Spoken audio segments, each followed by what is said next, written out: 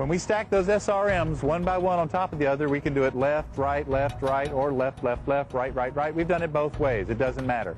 But once we've got those solid rocket boosters fully stacked, we're ready for the external tank. The external tank is a huge empty aluminum tank with a lot of foam around it. Overall, it's 154 feet long, 27.5 feet in diameter. When it's empty, it weighs about 55,000 pounds. But when it's full of 500,000 gallons of hydrogen and oxygen, it weighs 1.5 million pounds. So once we've stacked those boosters, we gently lower that external tank down in between them and attach it in 4 locations with explosive bolts. Now we're ready for the orbiter to be brought in. We go over to the orbiter processing facility and we get the orbiter out. Whichever one is ready, we put it on the back of this 96-wheel vehicle. We bring it over to the vehicle assembly building where we attach 2 of our cranes to it. We take it from horizontal to vertical, lift it way up high, and then we gently lower it down and attach it to the external tank in 3 locations with explosive bolts. We'll stay in the vehicle assembly building for about 1 week doing all of our preparations before we go out to the launch pad. We're validating all our interfaces and doing some simple checks. Once that's done, we're finally ready to roll out to the pad. This brings me to a point. Right next to the vehicle assembly building is the Launch Control Center, where we have our 4 firing rooms where we can control the launch of the space shuttle. Right now, I'm located in firing room 1 of the Launch Control Center.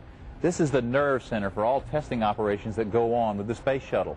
No matter where the orbiter is, whether it's in the orbiter processing facility, at the pad, in the vehicle assembly building, or even out in California, if there's testing being performed on the orbiter, this is where it's controlled from. These are the consoles where the engineers sit, and especially on launch day.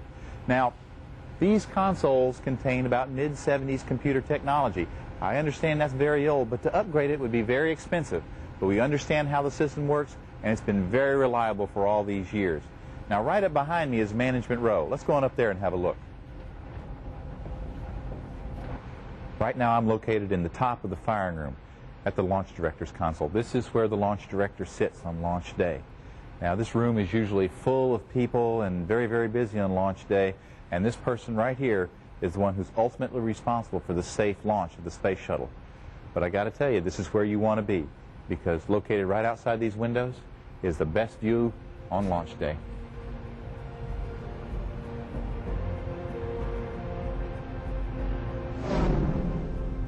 Welcome to Launch Pad 39A, where we've launched about half the space shuttles. What happens is when the whole shuttle vehicle arrives on the back of the mobile launch platform, you see that incline behind. Well, that's about a 5% grade, so the back end of the crawler's got to jack up by as much as 6 feet in order to keep that whole stack level while getting up to the pad surface. What you see up there right now is a mobile launch platform after the crawler has left, and that would have the space shuttle vehicle on top of it if we were about to go launch. Now, you also see up there something called the rotating service structure. What we do before the shuttle even arrives out at the launch pad is we bring the payload out to the pad and we insert it inside that payload changeout room. What happens is there's this big canister that looks almost exactly like the shuttle's payload bay. We'll bring the canister out, we'll pick it up, attach it to the payload changeout room, we'll open up all those doors you see there, and then this thing called the payload ground handling mechanism, or the PGM, will reach out, grab the payload out of the canister, pull it inside the payload changeout room, we close all the doors, we can lower the canister down to the ground, then the whole shuttle vehicle arrives, we bring the rotating surface structure around to encompass the vehicle and provide protection from wind, rain, and digested seagull food.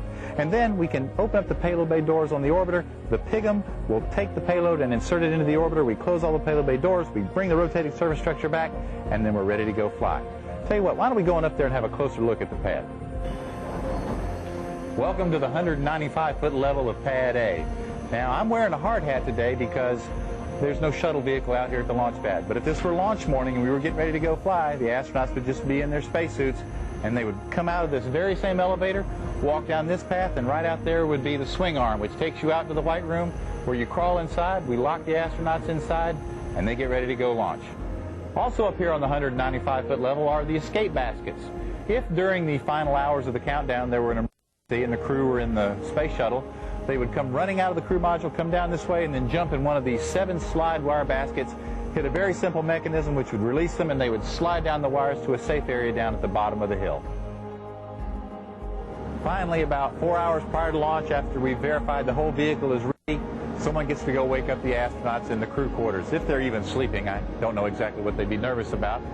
But then they all get up, have their breakfast, get their final weather briefing, and then they put on their orange pumpkin suits and hop in the Astrovan, do their famous walkout, wave to everybody, and then they take that 20-minute ride out here to the launch pad.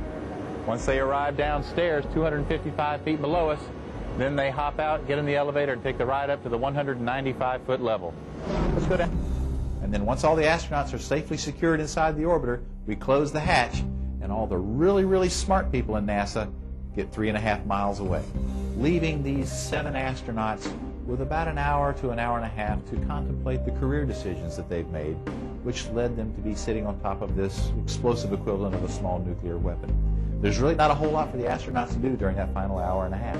So the astronaut commanders, they try to keep things light, I'm sure, inside the crew module during the final phases of the countdown.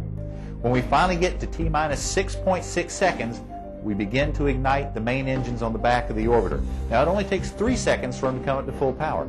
And so you might well ask, well, then why do you start them at T-minus 6.6 seconds? Bear with me here. The reason is, as those engines ignite, they will bend the external tank as much as 3 feet up at the very top because of their thrust. And it takes them about 6 seconds to bend and then twang back to pure vertical. And that's why we do it at 6.6 seconds. We don't want to be launching when the orbiter and the whole vehicle is bent like this. So finally at T0, we're all ready to go. We are so sure that the solid rocket boosters are going to ignite that we send the command to blow the bolts, holding the vehicle to the ground first. Then we send the command to ignite the boosters. 10, 9, 8, 7. We have a go for main engine start. 5, 4, 3, 2, 1. And liftoff of the Space Shuttle Endeavour on the first space mission and the retrieval of the Eureka spacecraft. Each booster then goes from 0 to about 3 million pounds of thrust in less than half a second. That's quite a kick in the tush if you're sitting on top of the orbiter. And then they begin their climb out. You'll see when it gets to a point just about where it clears the launch tower there, that's where we turn over control from here in Kennedy Space Center to the folks at Johnson Space Center in Houston, Texas. It continues its climb out about 2 minutes and 6 seconds into flight. The boosters are done. They are jettisoned. They continue on in a giant arc somewhere about 150 miles out in the ocean. As they begin to fall back towards the Earth, a small chute will come out, and that will pull out 3 larger parachutes, which will gently lower the booster down into the ocean, where we have one of our ships and our NASA Navy waiting for it. They'll go out there, install a plug in the bottom, pump some of the water out, or pump air in, whichever way you want to think about it. Get the water out of there. The solid rocket booster will begin to float like this. Then we tow it back over here to the Cape Canaveral Air Force Station, where we clean it, inspect it, take it apart, and then we send it back to our friends in Utah at Thiokol. They will refill it with propellant, and then they send it back to us, and we reuse it. Now, this is all that's happening downstairs. You may remember when we last left our 7 heroes, they were still going upstairs with the external tank attached. 8.5 minutes after T0, the external tank is essentially empty. It is jettisoned. It will continue on in its own giant arc, but usually somewhere over the South Pacific or the Indian Ocean, it will re-enter the Earth's atmosphere and burn up. Once we're up in space and we're in a nice orbit the way we want to be, one of the first things we do is we open the payload bay doors on the top of the orbiter. We do that because the payload bay doors, the inside of them, are giant freon-filled radiators that are used to cool all the hundreds of electronics boxes as well as the cooling for the astronauts who are in the crew module.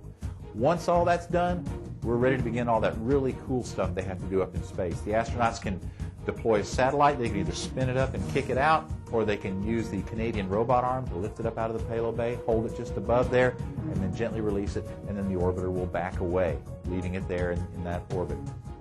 The other thing they can do is the astronauts can put on their own personal spaceship, their own spacesuit, and you go outside and play. It's just so cool. I can't imagine. Just here's your faceplate right here. Below you, 200, 300 miles below you, going by at 5 miles per second is your home planet, and you're just floating above it. I can't imagine anything that would be cooler than being able to do that. Once we've done all that very cool stuff up in space, it's time to come home. Somewhere halfway around the world, sometimes over Australia, they'll turn the orbiter around backwards, fire those orbital maneuvering system engines again for the last time. At this point, the orbiter is really nothing more than a brick with wings. But because the astronauts are such good pilots and because they are trained so well, half a world away, finally back here at Kennedy Space Center, they bring it down to a perfect pinpoint landing almost every time. We hook up all of our safing equipment, make the vehicle safe for the astronauts to get out.